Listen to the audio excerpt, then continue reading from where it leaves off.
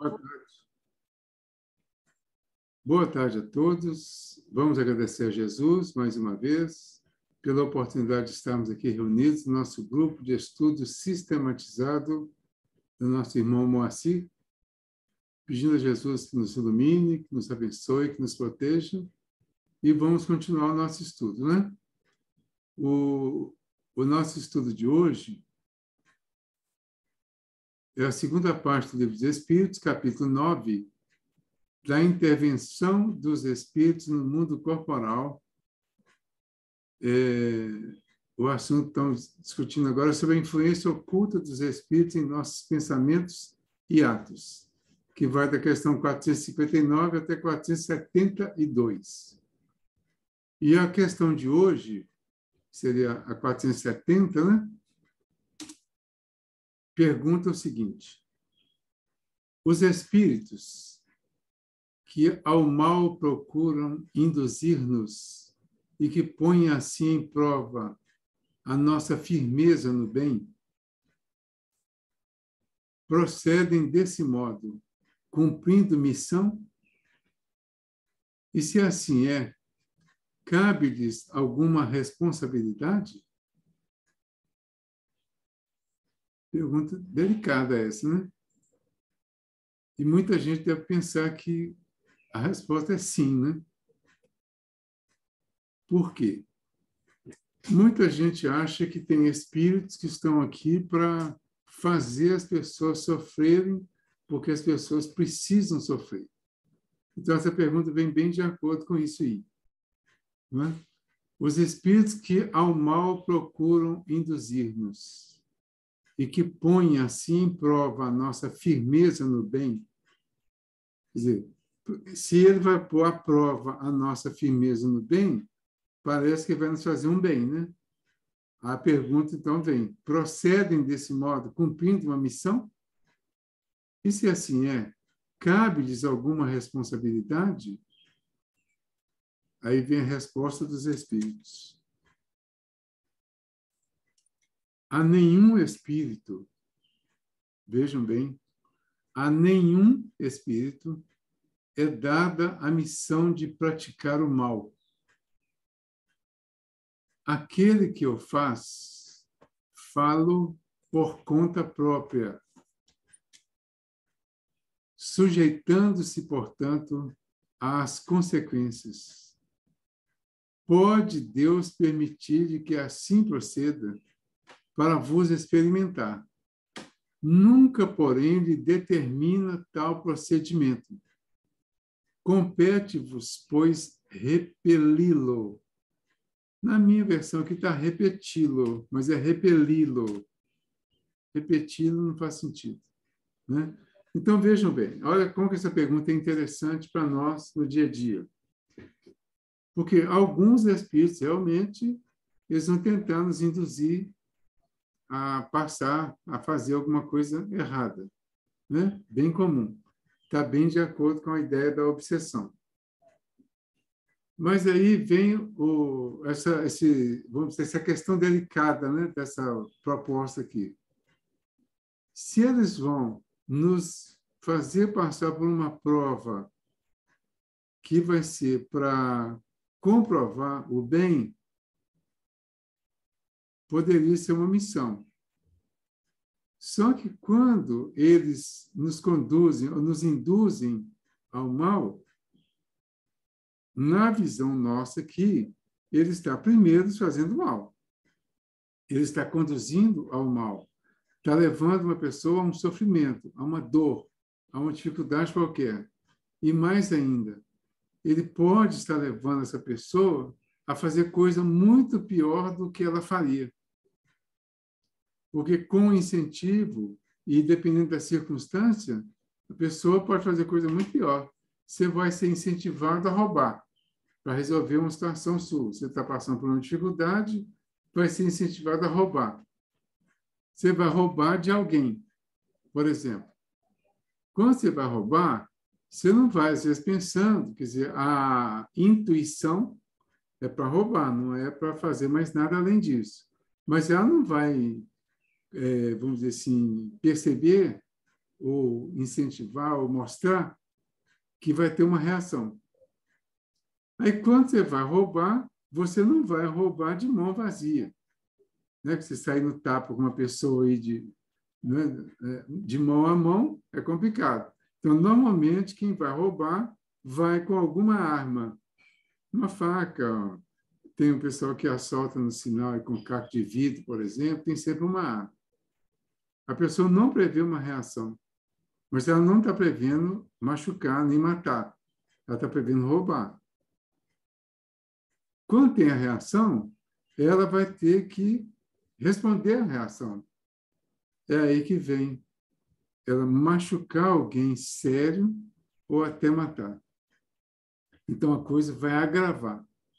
Quando nós consideramos esse agravamento, nós não podemos considerar que Deus teria programado alguém para fazer alguém passar por uma prova dessa como uma missão, porque existem outras missões, outras formas de fazer as pessoas confirmarem o bem, mas através de outras situações. Por exemplo, incentivando a ajudar os outros, ajudar quem está mais necessitado.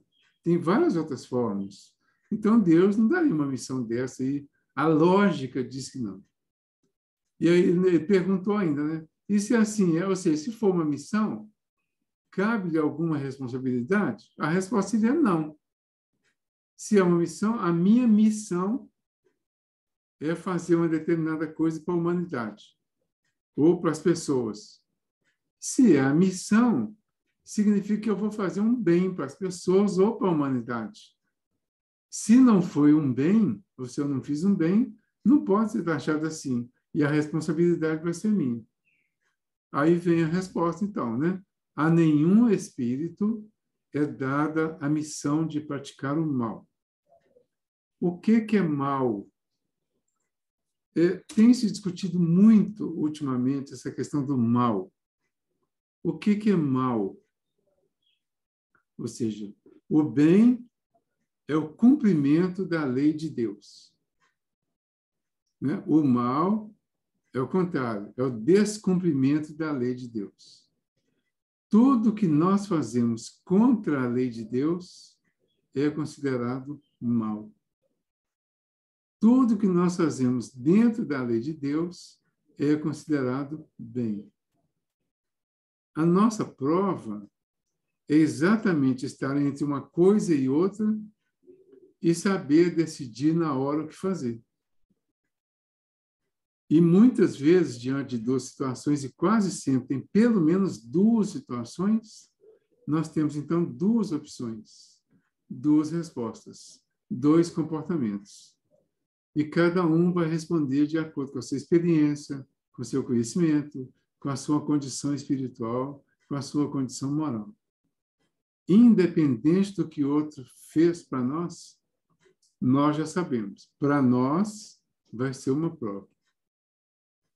Ser uma missão ou ser um erro do outro, pouco vai importar para nós. Porque, de todo jeito, isso para nós vai chegar como um incentivo ao mal ou como um mal mesmo. Né? Então, nós é que vamos decidir. O que eu vou fazer com essa situação? Qual vai ser o meu comportamento? Qual vai ser a minha atitude, a minha reação? E aí eu vou reagir de acordo com o meu conhecimento, com a minha experiência, com a minha vivência. E aí cada um aí já sabe o que faz, né? Cada um já sabe como têm sido as reações e quais as reações precisam ser mudadas. Todos nós já temos uma noção de mal, já temos uma noção de certo e errado. Certo e errado, no coletivo, é relativo. No individual, precisa ficar muito correto. O que é certo para mim pode não ser para o outro e vice-versa. Mas eu preciso saber e fazer o que eu acredito que é o certo. Mesmo que essa ideia seja relativa para os outros. Né? Então, Deus pode permitir-lhe que assim proceda para vos experimentar. Quando alguém vai me experimentar nesse sentido, vai me fazer passar por uma prova, por um incentivo qualquer, por uma situação qualquer, às vezes até programado mesmo, pela pessoa, né? Mas eu é que vou ter que saber como que eu vou reagir, e isso, repito e insisto, independe de ser ou não uma prova, ou uma expiação, ou uma missão para quem está fazendo. Só existe uma avaliação. É se o que a pessoa está fazendo para mim está dentro ou não da lei de Deus. Por exemplo, eu acho que até já comentei isso, mas vou comentar em uma outra visão. Há um tempo atrás, tem uns 3 meses, o nosso vizinho novato aqui, ele chamou a BH Trans, porque estavam parando os carros em cima, estávamos parando os carros em cima do passeio, e tinha pessoas que estavam parando em frente ao portão dele. E ele chegou um dia, tinha um carro exatamente em frente ao portão dele, ele ligou para a BH Trans e denunciou. A BH Trans não veio no mesmo dia, mas veio depois e multou todos os carros que estavam em cima do passeio. O meu, inclusive, estava. Aí, qual a nossa reação diante de uma situação dessa? Neste caso, o fiscal da BH Trans estava correto. Ele estava cumprindo a missão dele. Mas a missão dele não era fazer mal. Então, não era nos induzir a nenhum mal. A missão dele era fazer cumprir a lei. E ele só agiu assim contra quem estava fora da lei, o carro em cima do passeio. Certo? Quando ele cumpriu a missão dele, eu fui lá, particularmente, né, e acordei para essa realidade. Não tenho nada que falar. Por quê? Eu estava errado. Meu carro estava em cima do passeio. Está errado. Não importa onde. Não importa onde você para o carro errado. Se você parar o seu carro em frente à sua garagem, você está errado. Está fora da lei. Quando a pessoa passar lá e te multar por isso, ela não estará te induzindo a erro e nem te induzindo a algum mal. Ela está cumprindo, aí sim, a missão dela. Qual a responsabilidade que ela tem com isso? A responsabilidade de fazer com que a lei seja aplicada.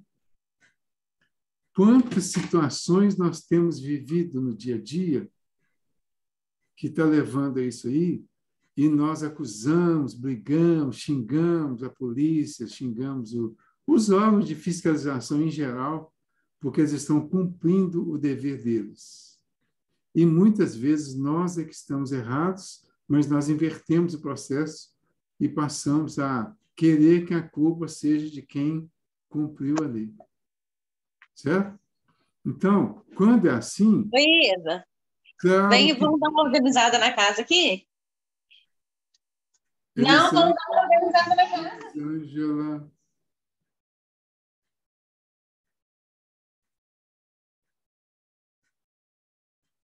Tudo bem? Entenderam isso aí, gente? Alguma dúvida aí? Alguma colocação? Não, tudo correto. Corretíssimo. Corretíssimo. Vimos os dois lados. Então, vejam bem. O que nós estamos aprendendo aqui?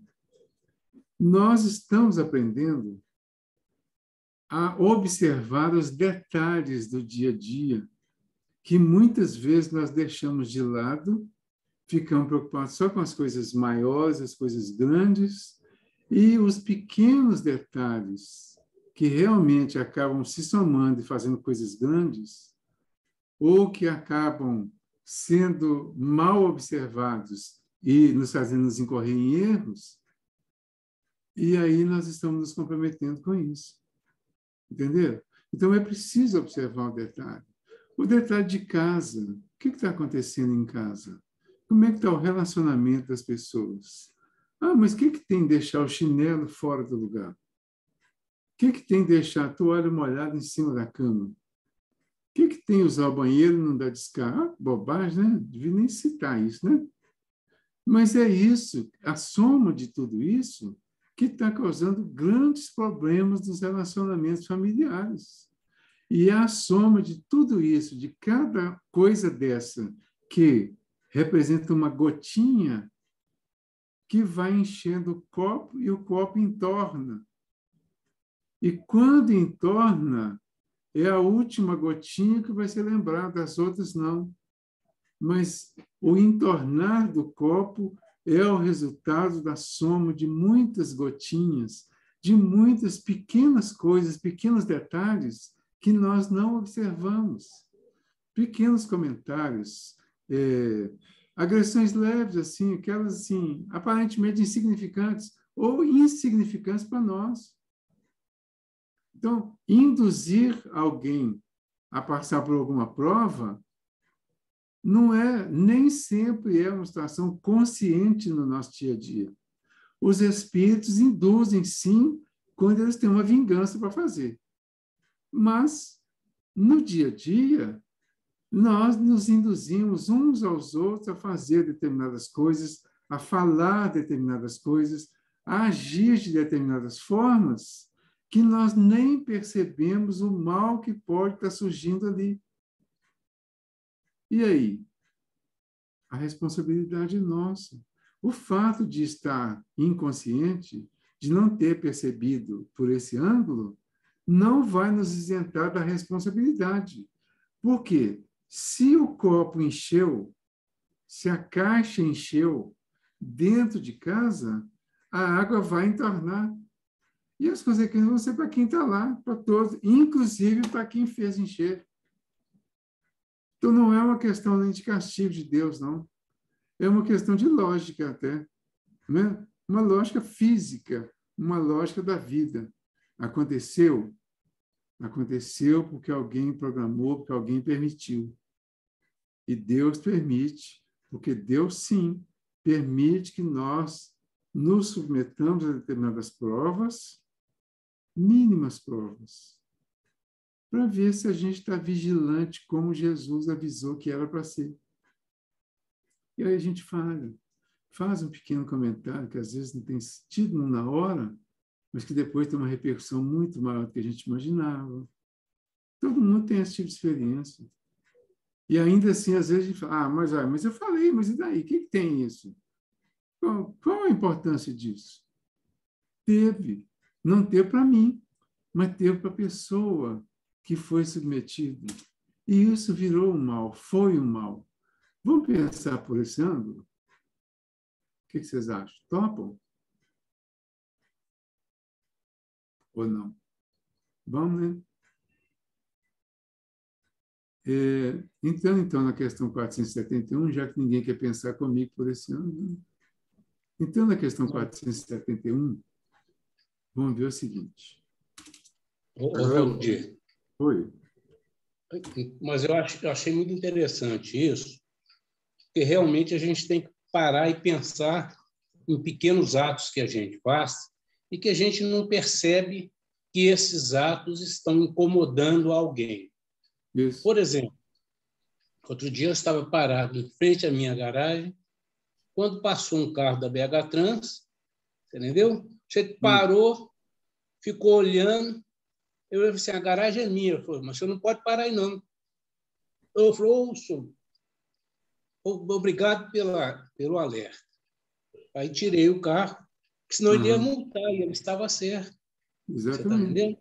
Então, são coisas... O vizinho foi multado. Por quê? Porque o carro estava parado na porta da garagem dele.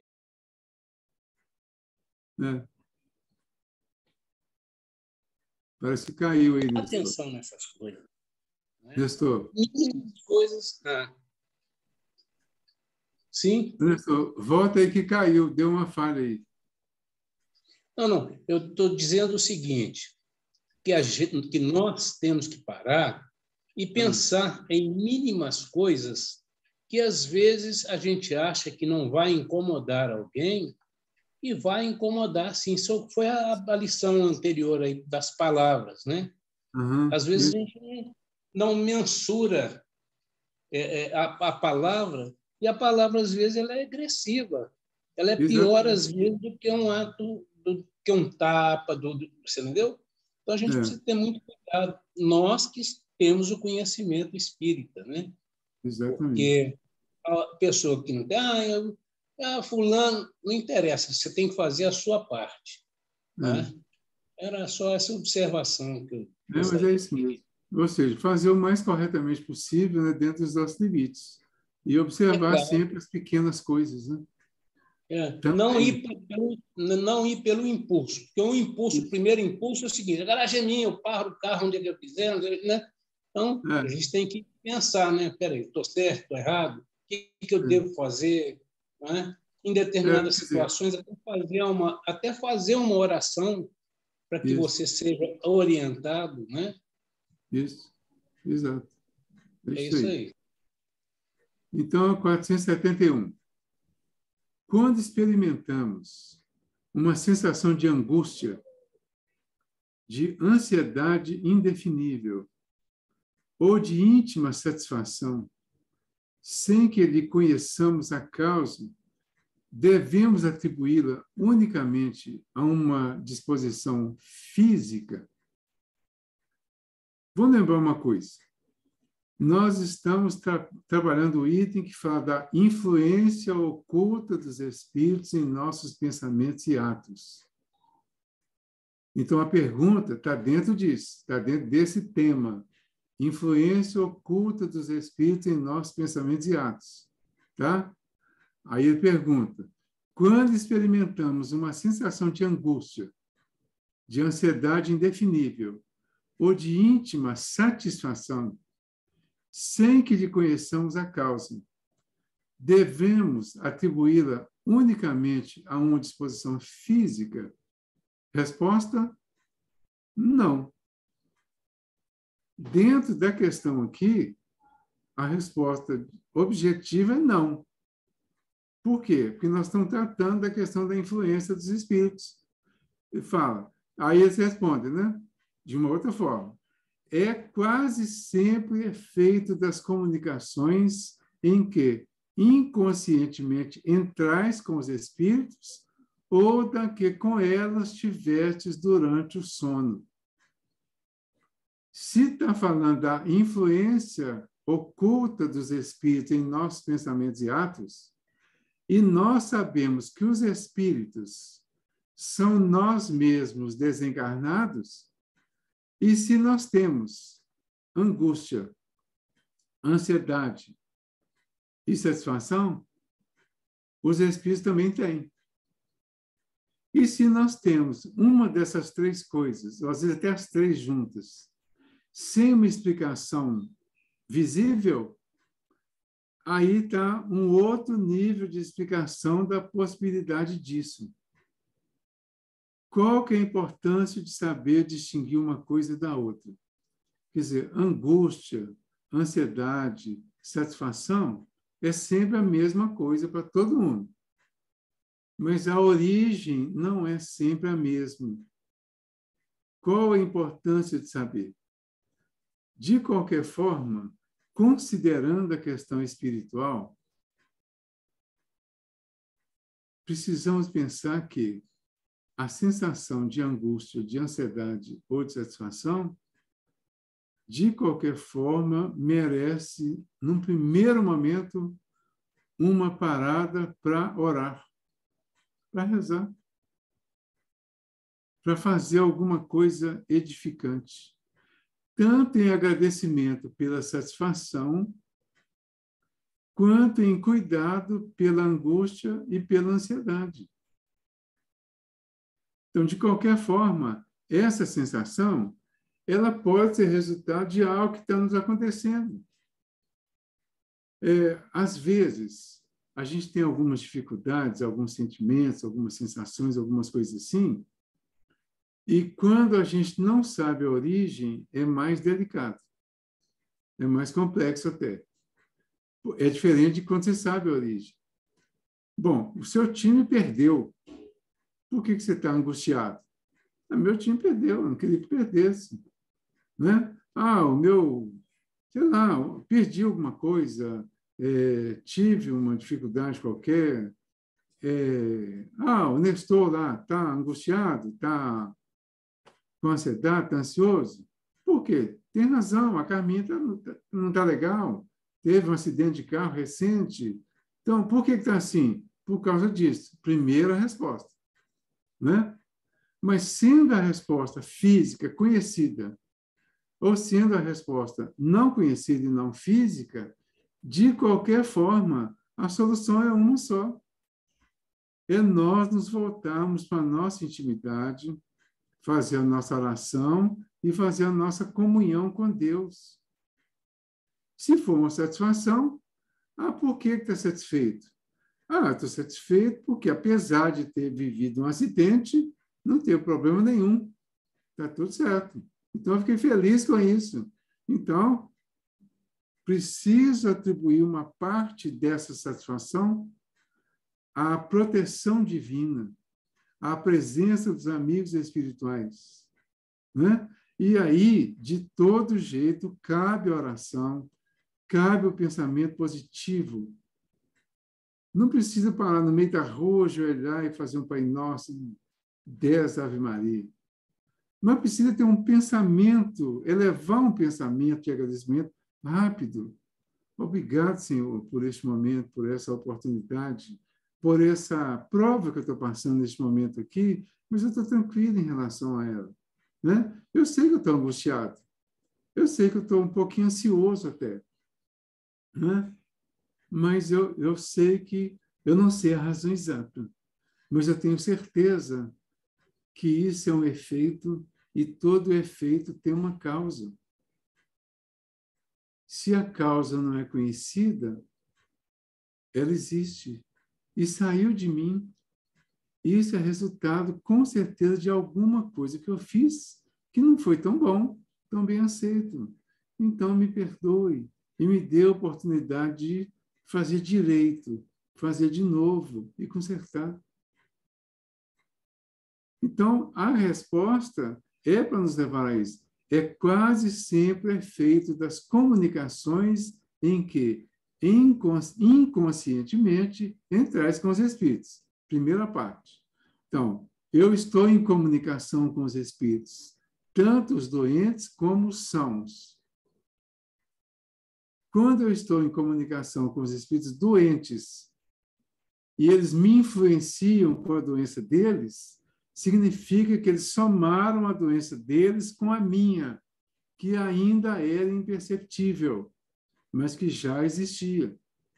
Essa soma fez com que eu ficasse nesse estado, que vai de um estado leve, de uma depressão, por exemplo, de uma tristeza, alguma coisa assim, até uma coisa mais grave e que vai agravando se eu não tomar as providências necessárias.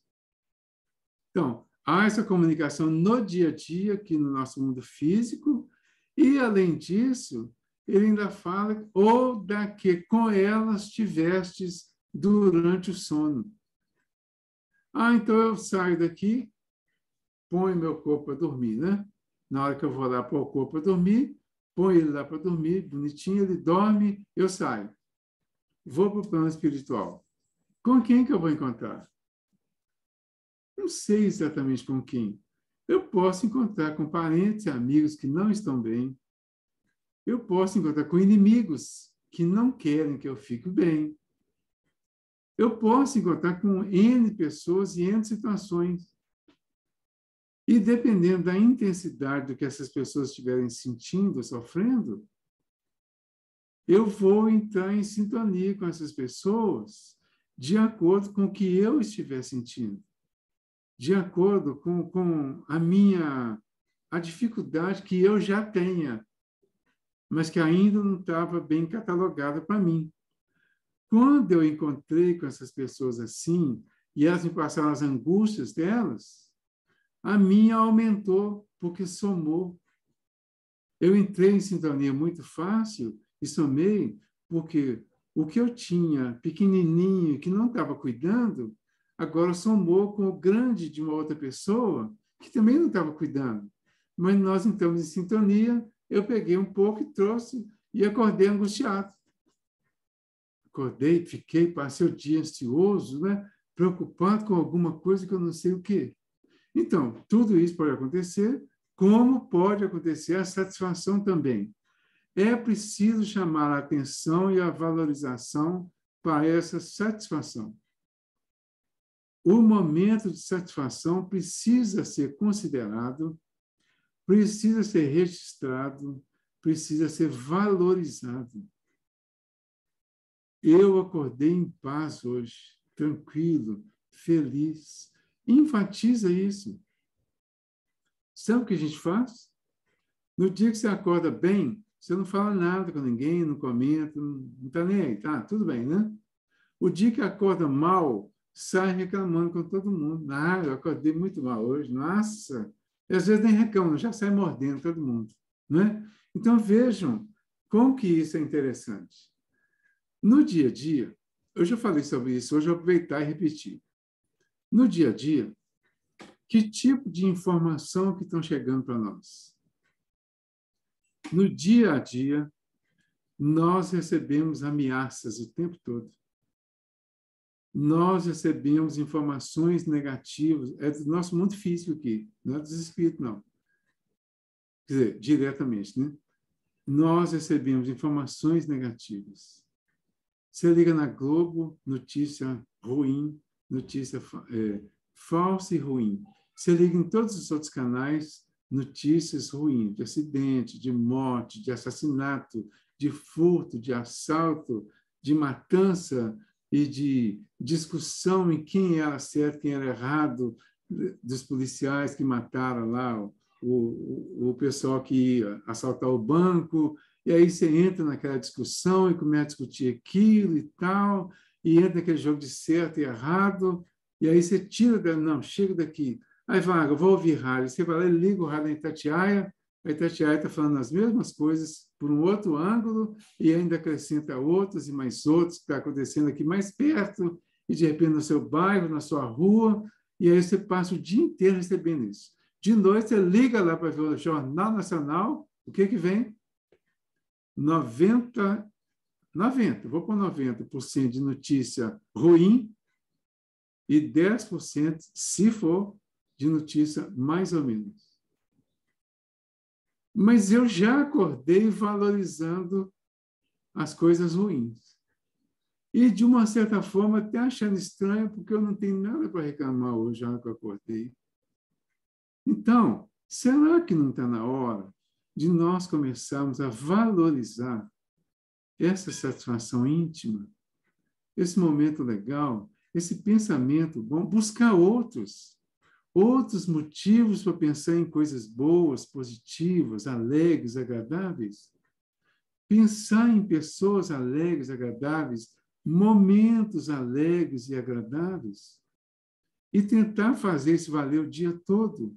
E quando vier uma notícia ruim, nós não vamos ignorar, porque não tem como ignorar, e porque é a nossa realidade, faz parte. Mas vamos tentar fazer essa notícia ficar boa. Não porque Deus mandou um espírito missionário fazer aquilo ali para a gente aprender. Não, não é por isso, não. Mas é porque Deus permitiu aquilo pela necessidade de quem viveu aquilo.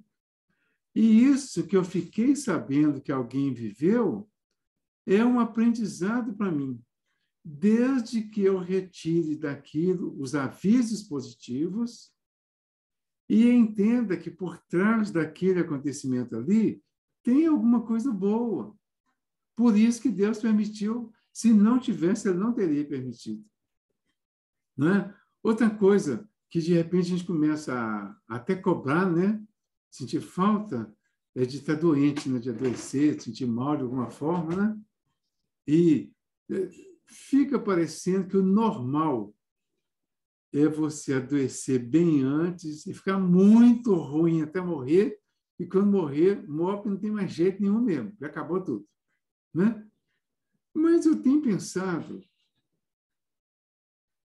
no morrer bem, morrer com o corpo saudável, Morrer bem alimentado, bem tratado, bem cuidado, ou seja, desencarnar, deixar aqui um corpo assim, que a Terra vai ficar doidinha para acolher e eliminar, saborear aquele corpo todo saudável. Por que a gente não pensa assim? Será que estou ficando doido? Não, né? Mas eu acho que a gente está precisando pensar sobre isso. Entendeu? Pensar em valorizar as coisas, as pessoas, a vida, tudo. Tudo nos seus devidos lugares, no seu devido momento. Claro que nós vamos passar por coisas desagradáveis, mas vamos valorizar essas coisas também, mas vamos projetar o que tem de bom depois daqui de ruim. Depois da tempestade tem que ter alguma coisa boa. Porque a tempestade é uma permissão de Deus para que as coisas se acomodem, se aliviem, que as vibrações ruins se dispersem. Mas depois dela tem que vir flores, tem que vir plantas verdes, tem que vir jardins coloridos, tem que vir alimento, tem que vir coisas saudáveis, limpeza, facilidade para respirar. Estamos precisando ver tudo isso. E tudo isso estará nessa satisfação íntima. E a sintonia com aqueles que trazem angústia e ansiedade, ou seja, o mecanismo é o mesmo. É a atração que nós faremos com os nossos pensamentos, com os nossos sentimentos.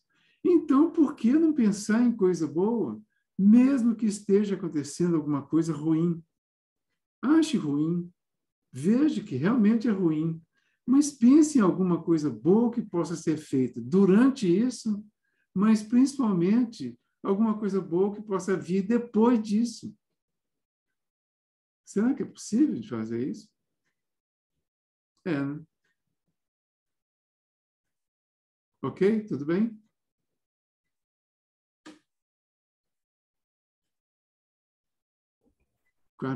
Davi, 472? a gente tem que dar trabalho para a terra comer, né? Não vai só deixar osso lá para ela, não, é? Pois é, Ela já tem deixa que tudo trabalhar, comido. ué.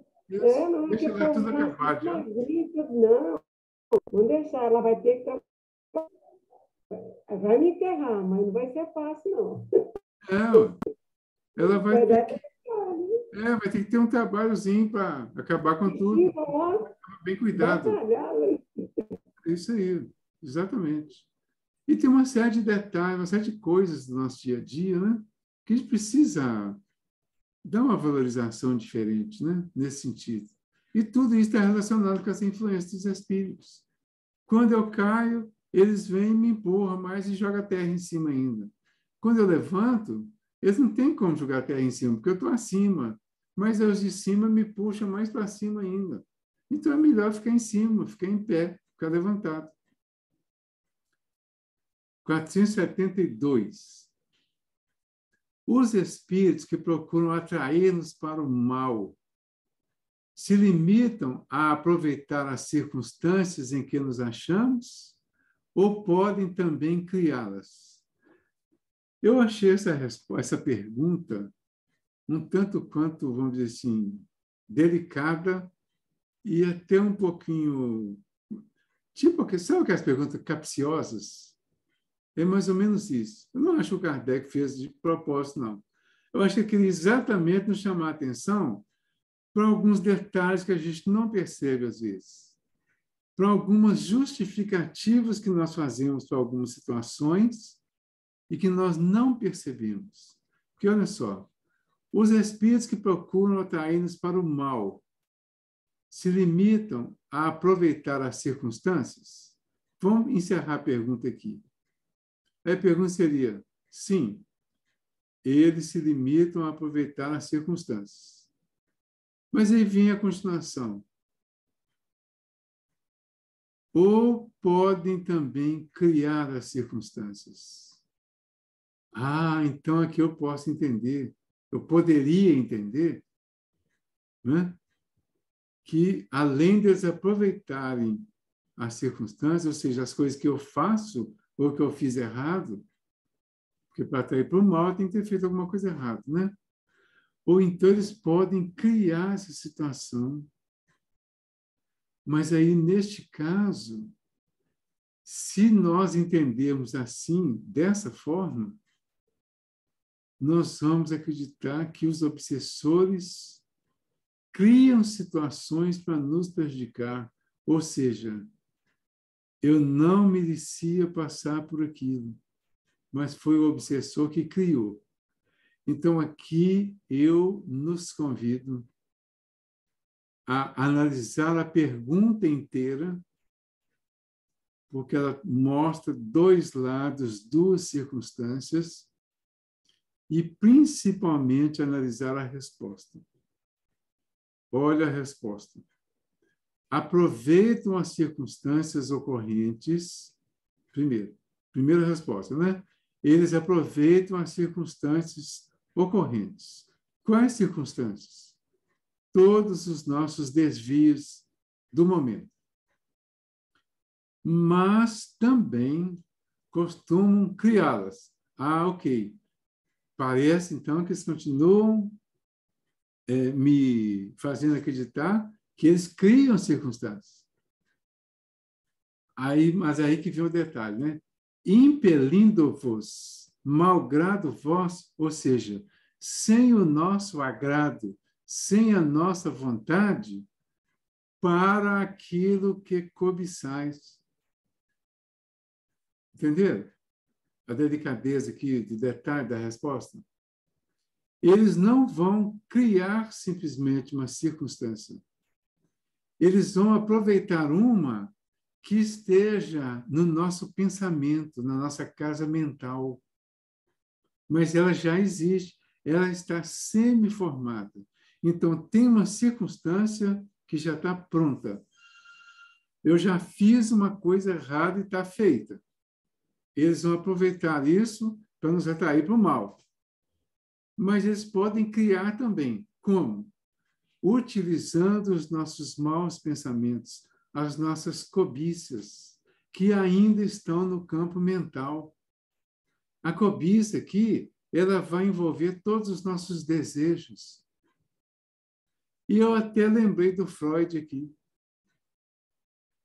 Porque o Freud, quando ele definiu os sonhos, ele falou que, através dos sonhos, é possível descobrir e analisar os desejos ocultos que a pessoa tem.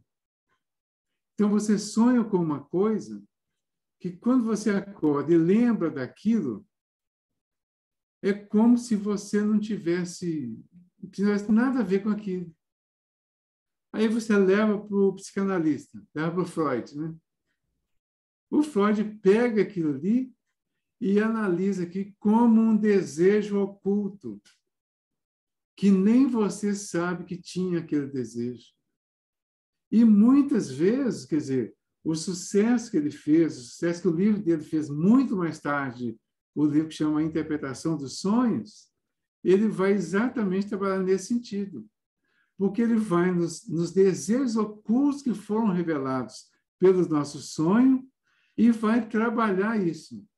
Ao trabalhar isso, ele vai chegar em alguma coisa que estava oculta para nós, mas que tem tudo a ver com o nosso dia a dia, com os nossos acontecimentos, com os nossos movimentos do dia a dia e as nossas angústias e dificuldades do dia a dia que estavam ocultas.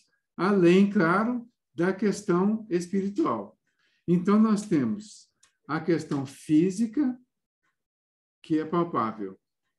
Tem a questão psicológica, que está relacionada exatamente com as nossas condições ocultas. A cobiça aqui seria uma expressão generalizada dos nossos comportamentos íntimos voltados para desejos inconfessáveis. E aí que entra, então, a psicanálise do Freud, né? Entra muito nisso, na questão dos sonhos. E entra a questão espiritual. Então, ciência, filosofia e religião estão presentes nas dificuldades do nosso dia a dia. Os espíritos podem usar essas circunstâncias E aí eles vão completar essa terceira hipótese, né, que é da influência espiritual. Mas não existe influência espiritual em cima de algo que não esteja no nosso comportamento, na nossa vida, mesmo que nos nossos comportamentos ocultos. Então ele fala, assim, por exemplo, encontra um homem no seu caminho certa quantia. Eu até contei esse dia desse, eu vou repetir, porque foi na segunda-feira, acho que não tem ninguém da segunda-feira. Acho que nem o Wagner não está hoje. Eu posso contar, né? A Silvia está. Bom, na segunda-feira eu contei o seguinte. Como é que ele fala? Encontra o homem no seu caminho certa quantia. Tá? Encontrei uma carteira com várias notas de 100 e 50 dentro da carteira. Tinha talão de cheque e tinha cartões. Isso é fato, tá, gente? Eu encontrei mesmo. Lá no shopping. Aí, eu falei, bom, não penses que tenha sido os espíritos que a trouxeram para ali. Tá? Mas eu encontrei a carteira. Quando eu encontrei, eu poderia ter um desejo oculto, uma cobiça, por exemplo, que eu não estava imaginando, que era exatamente a de pegar as coisas que eu achei e ficar para mim. Tá? Neste caso, os espíritos poderiam me sugerir que eu ficasse com dinheiro para mim. Mas assim que eu peguei a carteira, eu peguei, ajuntei tudo, abri a carteira, achei um cartãozinho que tinha lá com um telefone com o nome de uma pessoa. Liguei imediatamente para o nome que estava lá, para o número que estava lá, atendeu o filho do dono da carteira. Eu disse a ele, então avisa para o seu pai que eu encontrei a carteira, aparentemente está tudo certinho, parece que ele saiu, entrou no carro, a carteira caiu, ele não viu. Mas está tudo certinho aqui. Então, eu juntei os cartões, o dinheiro, talão de cheque, está tudo aqui. Fala que pode me encontrar no endereço tal que eu vou entregar para ele integralmente. Ok? Ok. Aí fiz o comunicado e fui trabalhar. Ao ir para o trabalho, eu fui de ônibus e fui pensando em fazer um teste com as pessoas com quem eu convivia nessa época no ambiente de trabalho. E comecei a perguntar para em torno de 10 pessoas o que elas fariam se encontrassem do jeitinho que aconteceu. Eu não falei que eu tinha encontrado, não. Falei o que essas pessoas fariam. As 10 pessoas deram praticamente a mesma resposta. Ou seja, todas disseram que era para ficar com o dinheiro. E cada uma deu uma solução para o problema. Por exemplo, pegar a carteira com os documentos e levar e entregar no correio, para a pessoa receber os documentos de volta. Foram generosos até, né? Outros falaram que tem umas caixas aí que você coloca e depois vai para o correio, alguma coisa assim. E outros falaram que era para pegar o dinheiro e jogar a carteira no lixo. E eu fiquei com a minha pesquisa assustadora. Então, é exatamente nesse instinto que os espíritos vão nos impelir, mesmo sem a nossa vontade consciente, para fazer aquilo que nós cobiçamos. O que eu cobiço? Ter mais dinheiro. Ter dinheiro, às vezes, é para pagar uma conta, que é minha e não do cara. Né? Então, parece até justo.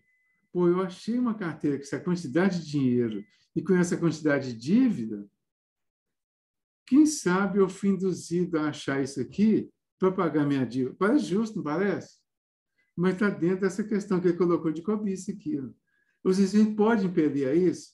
Aí ele fala, não penses que tenham sido os espíritos que trouxeram a carteira para ali.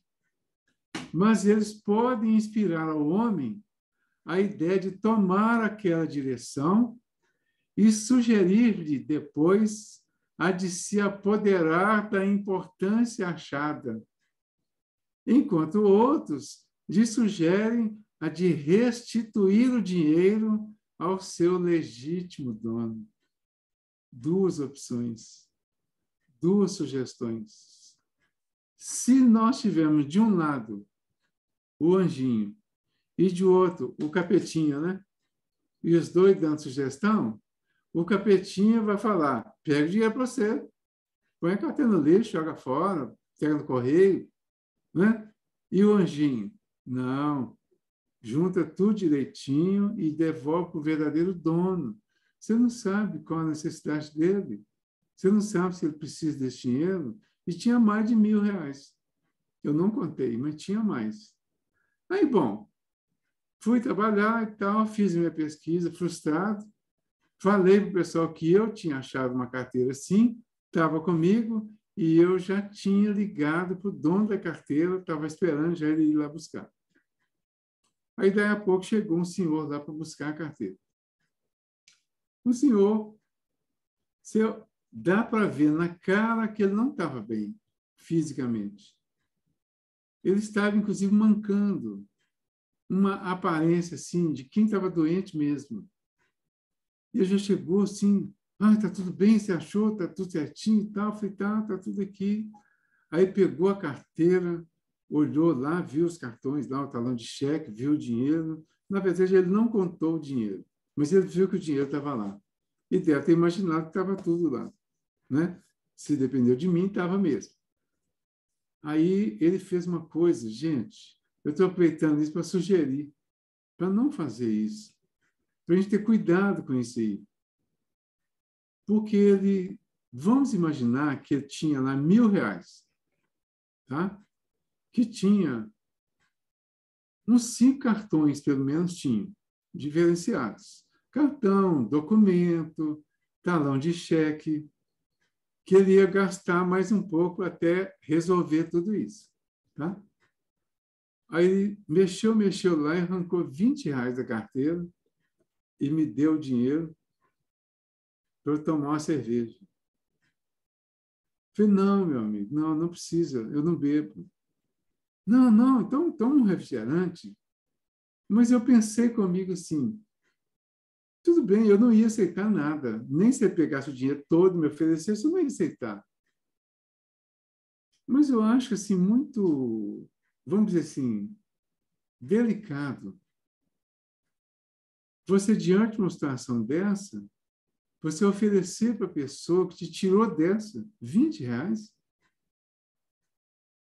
Eu achei assim, não por mim, que eu não ia aceitar, repito, eu não ia aceitar de jeito nenhum. Mas eu falei, poxa, dá R$20 para uma pessoa que... Entenderam? Isso é um incentivo à desonestidade. Ô, Valdir, você está valorizando a sua caridade. Hein? Você está valorizando a sua caridade. Não entendi. Você está valorizando a sua caridade. Não é a minha. Eu estou valorizando... eu estou valorizando a caridade, não a minha. A caridade, entendeu? Assim, na verdade, eu estou tentando valorizar a honestidade. É claro que a honestidade não tem preço, mas tem valor. E o valor da caridade está, às vezes, num reconhecimento sincero que a pessoa faça quando ela é beneficiada pela caridade. E, dependendo de como a pessoa responde, ela faz exatamente o contrário. Ou seja, a sua caridade, a sua honestidade vale R$20 para mim. Ou seja, quase nada. Então, aproveito para chamar a atenção nisso, para que a gente não incorra nesse engano. Que a gente tenha cuidado no agradecimento. Eu acho muito mais sensato perguntar à pessoa se ela vai cobrar, se ela quer receber algum valor. se ela está precisando até de algum valor que você possa oferecer. Entendeu? Porque aí a pessoa vai se sentir agradecida se ela falar, na verdade, eu estou precisando de R$20. Porque eu quero tomar uma cerveja ali, eu não tenho dinheiro nenhum aqui. Ou, de repente, até comprar um baseadozinho, né? Um crackzinho ali para dar uma fumada, né? Eu preciso de R$20. Então, você dá os 20, aí vai sair de lá agradecido e se sentindo valorizado pelo que ele fez. Mas, dependendo de como a gente responde, é como se o que foi feito não tem valor nenhum. Então, é importante o agradecimento, mas é preciso saber qual a forma de agradecer. E é claro que vai variar muito de acordo com a pessoa, com a situação, com a circunstância. Não é? E, certamente, eu trabalhei com táxi há muito tempo. E no táxi as pessoas vivem esquecendo coisas. Esquece sombrinha, esquece guarda-chuva, esquece dinheiro, esquece carteira, perde dentro do táxi, né? E a gente sempre vai devolver. Mas eu tive uma experiência com um taxista que me levou um dia na porta do cantinho e eu perdi a minha carteira, ela ficou dentro do carro dele. Ele descobriu o meu endereço e levou a carteira lá em casa. Eu morava nessa época lá no Santo Agostinho. Ele levou a carteira, eu perguntei para ele quanto que ele ia cobrar para ter me levado. Ele falou, não, esse serviço eu não cobro. Aí eu falei, mas nem a corrida você não vai cobrar? Ele falou, não, esse tipo de serviço eu faço de graça, porque eu faço como se fosse assim, um dever meu devolver para as pessoas aquilo que elas esqueceram ou perderam. Então, eu não vou te cobrar nada.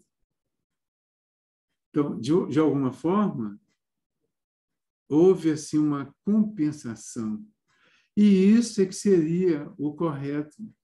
Quando nós estamos falando de influência dos espíritos e do quanto eles podem aproveitar as nossas pequenas tendências, é preciso que a gente atente para isso aí. Então, é outro tipo de detalhe que a gente precisa atentar para ele. Os detalhes de alguns desejos que a gente tem, dependendo do desejo, ele pode ser utilizado, pode ser incentivado e a gente cair na cilada por causa desse desejo, né? Então, são pequenos detalhes, pequenas coisas, e é nessas pequenas coisas que nós vamos caindo até chegar em questões maiores. Então, não penses, tenham sido os espíritos que trouxeram aquela coisa, aquela carteira, por exemplo, e colocaram ali para você achar. Mas eles podem inspirar a você a ideia de tomar aquela direção, sugerir depois a de se apoderar da importância ou do objeto achado, enquanto outros lhe sugerem a de restituir o dinheiro ao seu legítimo dono. Quando nós somos sugeridos, nós seremos sugeridos, e aí vai entrar a questão do anjinho e do capetinha, nós seremos sugeridos por aquele que temos maior sintonia. Aí é preciso lembrar do tipo de pensamento, do tipo de desejo, do tipo de aspirações que nós temos no dia a dia, para a gente saber entender que tipo de sintonia temos tido no nosso dia a dia. Se nós tivermos uma ajudinha dos espíritos para encontrar alguma coisa, para conseguir alguma coisa, o que nós conseguiríamos de fato? E qual seria a consequência de encontrar aquilo que nós encontramos por sugestão? Será que esse encontro teria sido sugestão de um espírito bom ou de um espírito mau que aproveitou a oportunidade e nos induziu a fazer aquilo que nem passava, às vezes, pela nossa cabeça conscientemente naquele momento? Será que isso levou à realização de um sonho que está oculto e que eu nem imagino que alguém poderia perceber isso e me induzir a fazer? Então, são as questões que precisam ser colocadas no nosso dia a dia, na nossa vigilância. Sim, Marília? Eu fico pensando assim, eu já devolvi, eu devolvo e tudo bem. Eu penso assim, se a gente encontrar um dia uma carteira sem documento, só com dinheiro, e que a gente tenha feito uma prece fervorosa pedindo a Deus o dinheiro, e a gente achar essa carteira, aí eu acho que os espíritos estão ajudando a gente. Pois é. Será? Será? Valdir. Como é que eu vou saber que é de alguém? Hã? Se não tem documento nenhum. Só o valor. Deixa o Nestor falar aí, que vamos ver qual vai ser, o que o Nestor vai falar. Isso aí, talvez até já tenha contado isso. Há pouco tempo, eu saindo aqui do BH do Via Brasil, eu achei uma nota de R$50. Falei, o que eu vou fazer com esse dinheiro? Aí eu saí perguntando se alguém achou R$50. Perdeu? Alguém R$50 aí? Porque se eu falasse, alguém perdeu, ia aparecer vários que tinham perdido. Né? Perguntei para 4 ou 5 pessoas, um lugar que vende açaí lá. Alguém achou R$50? Ninguém. Saí e falou, eu vou dar esse dinheiro lá para o cantinho, vou dar esse dinheiro para alguém. Quando eu cheguei numa pracinha que tem logo ali, quando você sai do Via Brasil, tinha um cara, era de tarde, eu fui comprar pão, um cara cabisbaixo, eu vi que ele estava sentindo alguma coisa e perguntei para ele, o senhor está passando mal? Eu falei, não, meu amigo. Procurei serviço hoje aqui o dia inteiro e não achei. E estou precisando de levar comida para casa. Peguei os R$50 e passei para ele. Ele, isso tudo? Eu falei, não é isso tudo, não, é para você. Ah, Deus te ajuda. Eu falei, vamos ajudar a quem perdeu. Porque eu achei e estou passando para você que está precisando. Você entendeu? Mas o cara ficou assim, numa gratidão imensa. Aí, eu, muito distraidamente, vou atravessar a rua, vem um carro, freou. Então, foi aos R$50. Entendeu? Ao resultado dos R$50 aí. Nós tivemos também uma outra experiência, aí no cantinho, nós saindo da reunião de tratamento, uma mulher pedindo dinheiro. A Júnia abre a carteira, tira uma nota de 100 como se fosse 2, a mulher tomou a nota da mão dela. Ela mandou um dinheiro. Não tem nada, enfiou o dinheiro para dentro da roupa assim. A gente teria que tirar a roupa da mulher. Uma daquelas pessoas que viviam ali mexendo com droga e tal. Falei, a Júnia virou para mim, eu achei até muito... Ô, pai, eu estou pagando a ela a dívida que eu tinha com ela. É isso. Então a gente vai vivendo e vai aprendendo. Entendeu? Então, as coisas a gente não pode assim ir no primeiro impulso. Né? E eu fiquei assim muito feliz, não sabe? Então, são os dois lados da situação, né? E aí, no caso aí, Marília, então, voltando lá, o Nestor já respondeu uma boa parte, né? Eu acho o seguinte, dependendo do valor, a gente pode fazer isso que o Nestor fez, por exemplo. Né?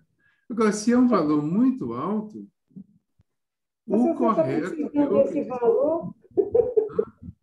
Quê? Mas se você está precisando desse valor, vai trabalhar. Baixa, assim. Vai trabalhar com muita saúde. Dinheiro, aí eu acho, pelo amor de Deus. Olha só, Marília, se você está precisando desse valor, vamos fazer o seguinte, vamos amenizar isso. Se está precisando desse valor, pega emprestado. usa emprestado, e é assim que você tiver um jeito, você devolve de alguma forma. Entendeu? Aí pode ser, porque vejam bem, só existe uma maneira da gente conseguir as coisas definitivamente e não ficar endividado. É trabalhando. Certo? Então, ó, o que a gente pega emprestado, o que a gente ganha, mesmo que as pessoas nos deem, que não seja por causa de um trabalho, nós estamos assumindo uma dívida. Certo? Aí a gente precisa ter uma consciência disso. Isso, financeiramente mesmo falando, eu não tenho nenhuma dúvida de que eu vou ter que reencarnar aqui, por exemplo, para pagar muita dívida. Se eu não conseguir pagar nessa. Entendeu? E não foi roubado, não. Foi emprestado. Né? Foi doado. Tudo isso é dívida. A gente vai pagando de alguma forma, porque às vezes você não paga dinheiro com dinheiro.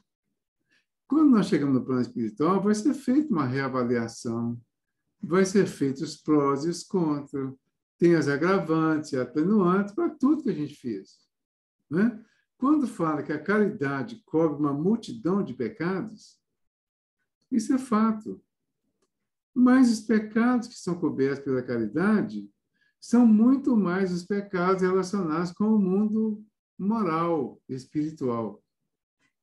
Mas é claro que em alguns comportamentos, em alguns trabalhos, em algumas atividades, é muito provável que isso amenize, pelo menos, algumas das nossas dívidas físicas. Mas não vamos contar com isso, não. Vamos contar assim, é preciso usar o bom senso. Não tem uma regra absoluta. Tem que ser assim ou assado. Tem algumas que você já tem a regra e você não tem outra maneira de fazer. Tem outros, igual esse caso que você colocou, por exemplo, você fica assim meio naquela, né? Aí é que vai ser o bom senso. Vai ser a circunstância, vai ser o momento. Às vezes eu penso assim, bom, eu achei uma carteira com R$1.000, e de repente aquilo não ia resolver o meu problema, né? E podia trazer uma complicação. Então eu peguei e devolvi. Mas teve um cara que achou uma mala com muitos $1.000 e procurou o dono da mala para devolver. E aí eu fico pensando comigo assim, né? Será que eu teria devolvido? Entendeu? Que é isso que você falou. Se é um valor que você precisa, que vai resolver a sua questão, aí você fica naquela, né? Será que eu devolveria? Então, eu acho que é importante a gente pensar nisso. Por quê? A influência espiritual, ela vai acontecer em cima das nossas necessidades, das nossas fraquezas, das nossas aparentes necessidades e das nossas fraquezas.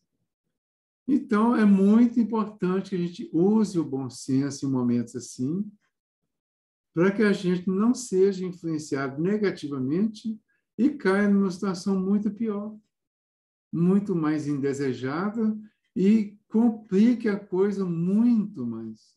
Né? Então, aí, realmente, não tem uma regra absoluta, específica. A regra que eu diria é a do bom senso.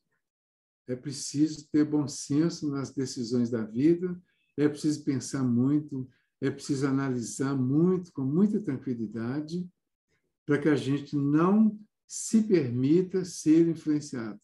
Né? Que você está precisando de dinheiro, chega alguém e te sugere lá no ouvido, né? Assalta alguém, rouba de alguém, faz um trambique. Tem tanto jeito de fazer trambique, né? E como já me veio na cabeça trambiques aí que eu tinha que ficar recusando, né? Quantas ideias, gente, daquelas mais absurdas, né? De você fazer um grande rolo, né? Daqueles assim que depois você vai pensar melhor e falar, bom, hoje eu estaria na cadeia, com certeza. Entendeu? Então, tudo isso tem que ser pensado, porque as sugestões virão mesmo, os espíritos influenciam realmente os nossos pensamentos, e a questão aqui é exatamente essa, né? Da influência oculta dos espíritos em nossos pensamentos e atos. E uma certeza que nós precisamos ter.